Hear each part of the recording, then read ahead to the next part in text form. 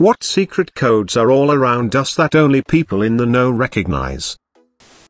At the mall, they taught us to use Nora if someone was being belligerent and we needed to get the cops in here. Nora equals need officer right away. For example, if a guy was at the counter screaming and cursing, threatening us but we couldn't escape, he won't leave and we felt unsafe, we'd ask him to hold while I called a manager, then I'd get the phone, call the police station in the mall, legit cops, not mall cops, and say something like, "Hi Nora, this is so-and-so calling. I have a customer issue I was hoping you can help with." Then hang up and announce the manager was on the way. Cops showed up instead. This is brilliant. A good way of calling for help without risking aggravating the situation further.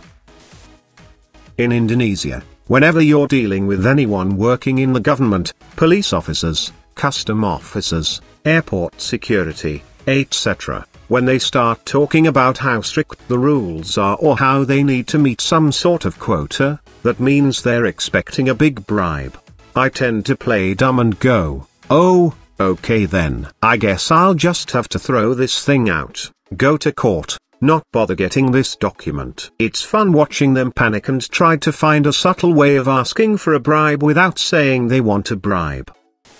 Few years ago I worked as a nightclub bouncer so I could make some extra cash. The code for all security to the dance floor because shit is erupting, riot imminent was for the DJ to play Usher. Yeah, noticeable because it was an EDM club that had a bad reputation for fighting and the song was so obviously out of place we'd all be alerted.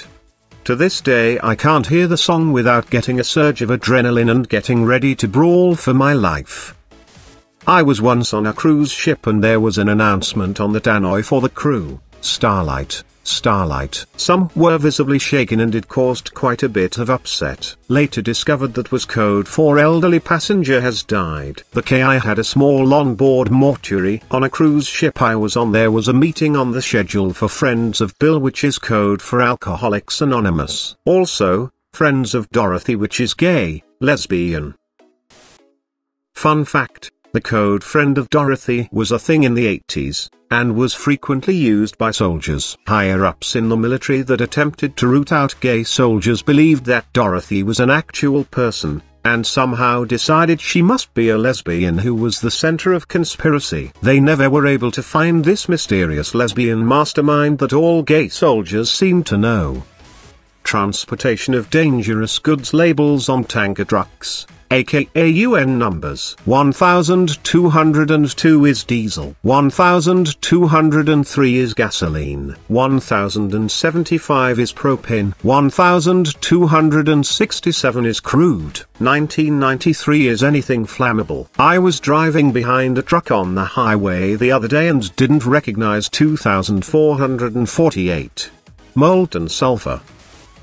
Utility locating is everywhere. Not sure if rules are international but US rules are such. Yellow equals gas, red equals electric, orange equals communications, green equals sewer, blue equals water, pink equals engineering, private work done where actual excavation is not planned, purple equals irrigation I believe. So anytime you see these marks, under them is the aforementioned underground utility line. The more you know. Also dial 811 before you dig. US it's free. Yes you. What happens if you knock out the telephone and your poor old neighbor is calling 911? Blood on your hands for being the fool. When I worked at a supermarket many years ago, we had code 12 inches which was called on the speakers if they saw a very attractive person in the store. The code would also say where, so for example code 12 bread. We had a code for either sex, just can't remember the other one. Frown. At my store security to section meant we don't have security, but we see you stealing asshole. When I worked retail, my store was divided into sections. Section 1 was front, Section 2 was electronics, etc. If we saw anyone being suspicious we would say over the par, security, you have a call on line 2, meaning someone was being sketchy in the electronics section, and a few employees would go to keep an eye out. I wasn't aware of this until a month after I got the job, when I asked the manager where security was, because they get a lot of calls, and as soon as I asked I realized I was just a bumbling idiot. Got fired 2 weeks later.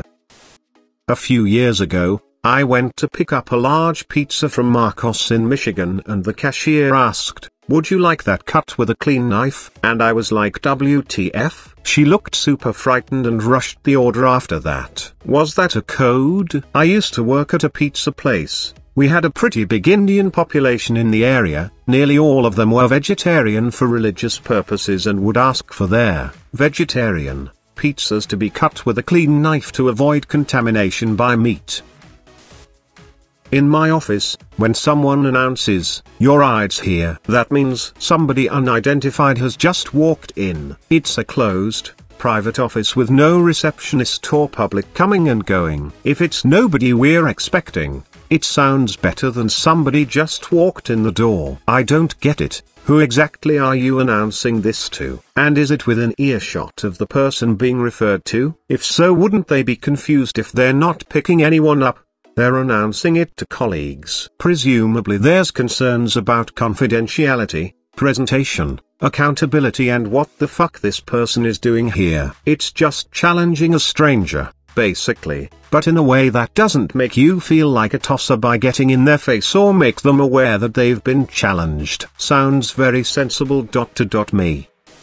Comcast has an awesome one. If you call the cancellation line and say, "I would like to cancel my account," they will offer you premium channels and shit for free. DirecTV used to be good about this too. Until the AT&T buyout. I told them I was going to cancel unless they could help me with the bill, which had worked a couple times before. They called my bluff. I cancelled my service. Now they want to give me a year for free. And I'm just like, nah, fuck you guys on principle alone. They call me like every week, and keep sending me emails. You fucked up DirecTV.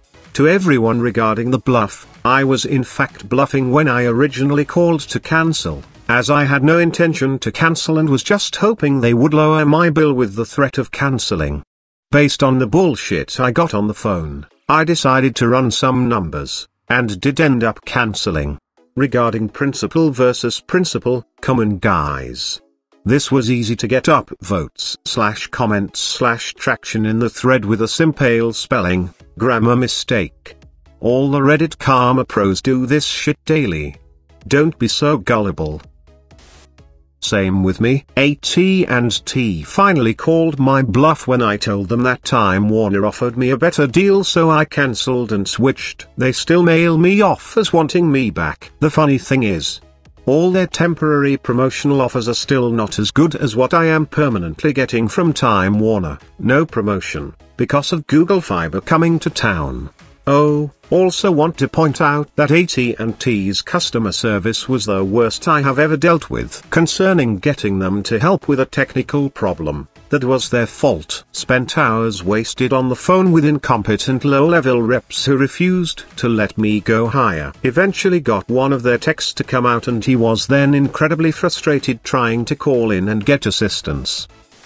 In EMS saying that someone has a house in Virginia, or giving someone a high five on the way in the door is a way of letting the other responders know that the patient is a bloodborne pathogen risk. HIV+. Edit. A lot of people are shit-talking me for perpetuating a bias against people with HIV. What they're not realizing is that we're not in a hospital room. We're on public. Most patients don't want us announcing to the public that they have HIV or HEP or anything like that. We're also legally obligated to not share that information to the public. Apparently protecting patient privacy isn't important here. HIP anyone? We use HI5 to subtly explain to other staff they may want to double glove. Not so much anymore, but back when everyone had to be secretive about being gay, there were all kinds of signs and signals. My uncle says he kind of misses those days because it was all like a tightly knit secret club that was strongly bonded because of the mutual mortal terror of HIV/AIDS when it first appeared. Some things are going to vary from place to place. For instance, in Minneapolis, The most popular gay bar in town was right across the street from the downtown public library, and the guys who went there late at night used to park in the library parking lot, so they used going to the library as a code phrase for going to the gay bar. I doubt they do that anymore.